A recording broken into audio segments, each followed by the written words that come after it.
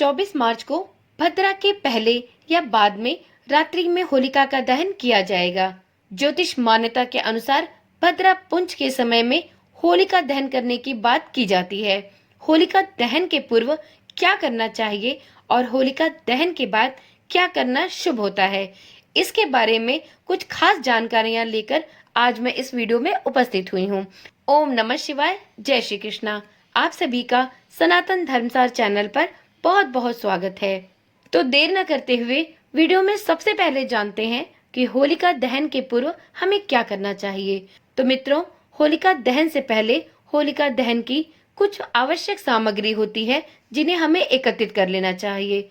इस दिन कंडे, भर भोलिये अर्थात उपलों की माला, रंगोली, सूत का धागा, पूजा सामग्री, 5 तरह के अनाज, चना, मटर, गेहूं, अलसी, कपूर, हार, फूल, मिठाई, फल, गुलाल, नारियल, लोटा, जल, गेहूं की बालियां, चावल, रोली, कुमकुम, साबुत हल्दी, मूंग, बताशे, लाल धागा इत्यादि सामग्री एकत्रित कर लेना चाहिए। अब होलिका के 2 डंडे जहां गड़े होते हैं, होलिका का एक डंडा एक प्रकार का पौधा होता है जिसे हम सेम का पौधा कहते हैं। इन डंडों को गंगा जल से शुद्ध करने के बाद इन डंडों के इर्द गिर्द गोबर के उपले, लकड़ियां, घास और जलाने वाली अन्य चीजें इकट्ठा कर लें। अब होलिका दहन के पहले होली के डांडे को निकाल लिया जाता है। उसकी जगह पर लकड़ी का डंडा लगाया जाता है।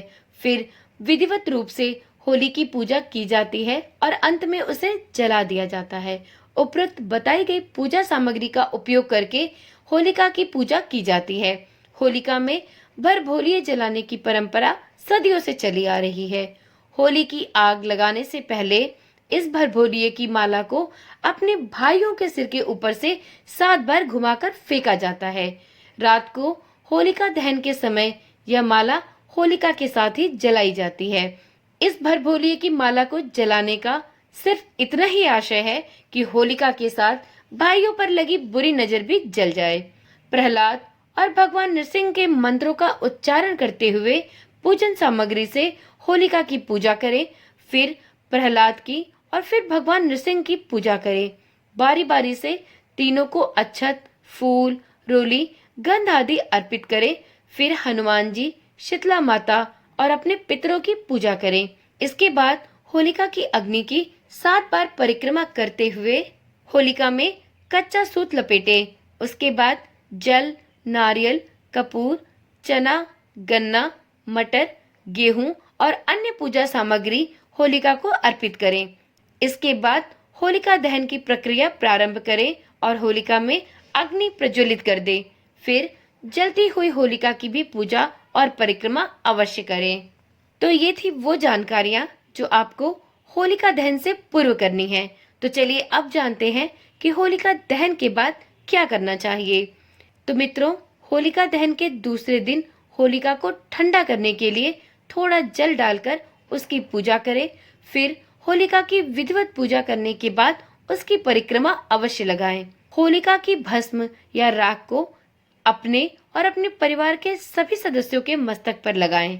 ऐसा माना जाता है कि होलिका दहन की राख या भस्म बहुत ही शुभ होती है और इसको लगाने से घर में नकारात्मक ऊर्जा का वास नहीं होता है। होलिका की राख को आप घर में लाकर अपने खिड़की और दरवाजे आदि पर भी छिड़क सकते हैं, जिससे घर की नकारात्मक ऊर्जा दूर होती है। ग्रह दोष या ग्रह पीड़ा दूर करने के लिए भी आप होलिका की भस्म को शिवलिंग पर अर्पित कर सकते हैं। गृह कलेश को दूर करने के लिए भी होलिका दहन के भस्म का उपयोग किया जाता है। इसे एक कपड़े में बांधकर आप घर के किसी भी एक कोने में रख सकते हैं।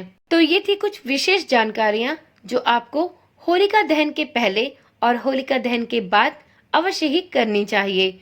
इसके बारे में पूरी जानकारी होने से आप इन कार्यों को भली प्रकार से कर सकेंगे। तो चलिए, होलिका दहन से संबंधित जानकारी वाली ये वीडियो अब यहीं पर समाप्त करते हैं। कल मिलते हैं एक नई वीडियो, एक नई जानकारी के साथ। और हाँ, यदि आपने चैनल को अभी तक सब्सक्राइब नहीं किया तो देर ना करें, इस चैनल को अभी ही सब्सक्राइब करें, जिससे कि आपको इसी प्रकार की वीडियोस बिना किसी रुकावट के मिलती रहे। ओम नमः शिवाय। जय श्री कृष्णा। राधे राधे।